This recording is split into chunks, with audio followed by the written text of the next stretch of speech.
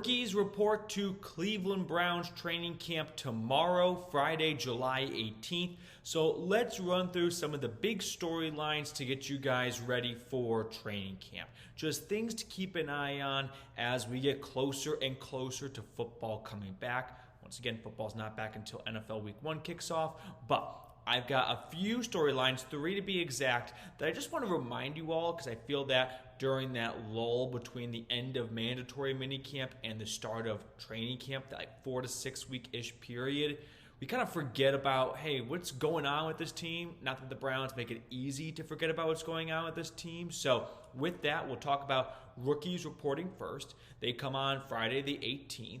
Veterans report July 22nd, so just 4 days later. I don't believe Quinshon Judkins is going to be reporting. He hasn't signed his contract yet. Most second-round draft picks have not signed theirs, and I don't think the Browns have a contract in front of him to sign. I'm guessing after his arrest for domestic violence and the details that came out with it, they're not really rushing him to sign that contract. So that's a story in and of itself. But we'll put that to the side because there are 89 other players on this team that I want to talk about a little bit. So let's run through 3 things to keep an eye on during training camp at the beginning stages. Starting with the quarterback battle. Obviously have to lead off with this one. I'm going to say that it is my favorite quarterback battle across the NFL because it is truly the most up in the air one, it feels like. I'm going to put the edge to Joe Flacco. He's just got the most experience. I mean, he's got more experience than the other 3 guys combined. And then even if you combine their experience and times it by infinity almost, it feels like Joe Flacco still has more experience. So it's my favorite quarterback battle because even though you do have a veteran, 4 names to watch for, and then there's Deshaun Watson, who we just hardly even talk about, still lurking in the background a little bit. There's a lot of moving pieces here. Here is my, I wouldn't say prediction, but more of a, here's my stab at what's going to happen early on. Because prediction makes it sound like, hey, this is going to be the end result. I think at the beginning, we're going to see a lot of Kenny Pickett.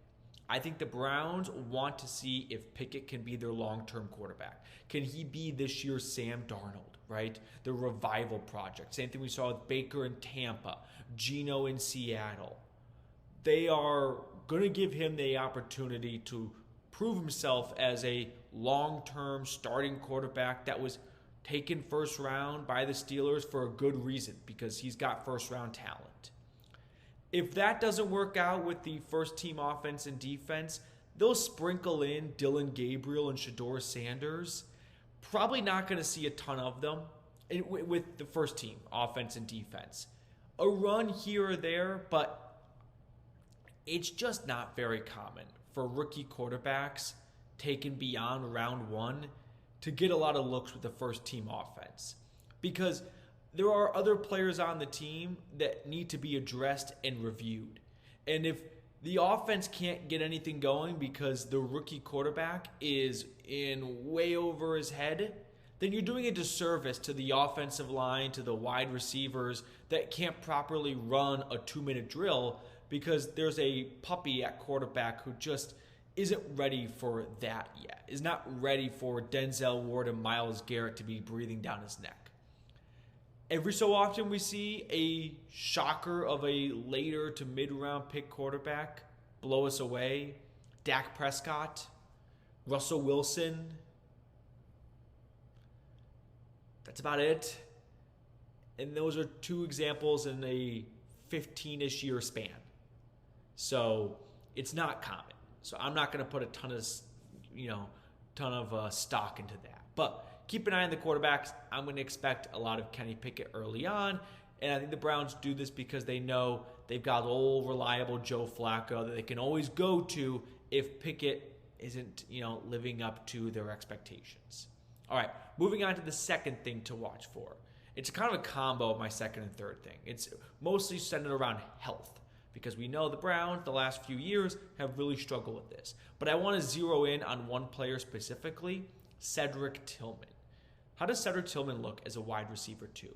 He looked really good in a small sample size last year after Amari Cooper was traded until he got concussed and missed the last third of the season. So how does he bounce back from that, right? Is he 100% healthy? Is that concussion lingering a little bit? And if he is 100% healthy, is he cut out to be a number 2 in the NFL? Can he complement Jerry Jeudy on the other side? I'm excited to see this, and hopefully the Browns have some positivity in the momentum category going at receiver beyond Jerry Jeudy, who was fantastic last year. So let's keep an eye on Tillman from a health perspective and also just from a pure football perspective. Does this guy look the part of a number 2 for an offense, right? If the Browns run into Pat Surtain or Sauce Gardner or Derek Stingley, right? One of those lockdown corners, and Jeudy at halftime's got 1 reception for 12 yards, is there someone on the other side of the field stepping up? And I hope that someone is said. All right, moving on to the third thing I want to put on your radar for training camp. Health. Similar to Tillman, but more specific to some other players. Starting with the offensive line. Andrew Berry learned his lesson last offseason about not jinxing the progress of offensive linemen coming back from injuries. So I'm keeping an eye on DeJuan Jones. How much availability do we get from him early on, right?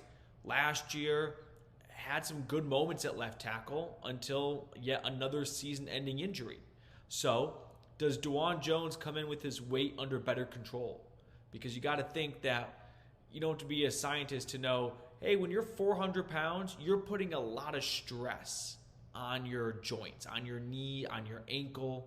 So maybe getting some of the bad weight off of you and getting it down to a more manageable weight, 375, right? Lose 25, 30 pounds of just, let's call it fat, and you're going to be in a better spot conditioning-wise and, long-term health-wise. So how does DeJuan Jones look? If he is still shaky, because he did get a second surgery, Mike Hall got the second surgery.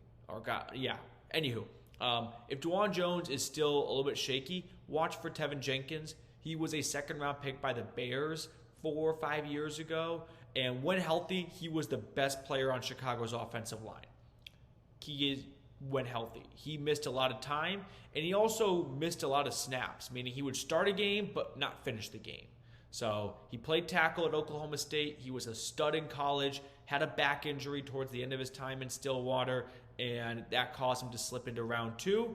And since playing for the Bears, he's had a variety of issues with his health. And then Mike Hall. He got that knee injury and then got another surgery on it. I think we all kind of forgot about it, but I'm curious to see what his health is going into training camp. Does he begin the summer on the PUP list, right? Do they shut him down for the first couple of weeks? Remember last year when the Browns reported to Greenbrier, we were all shocked when the Browns said, hey, Greg Newsome and Dalvin Tomlinson, they're on the PUP list. Like, oh, did not know they suffered injuries. Yep, Newsome with a hamstring and Tomlinson with a knee injury. So be ready for PUP list overload the next few days as teams start reporting to training camp. Guys who we just thought and hoped would get 100% over the offseason need some more time, and teams aren't going to rush them in mid to late July when games aren't played until September. All right, that will do it for us on today's episode. Thank you guys so much for tuning in. I look forward to seeing you all towards the start of next week.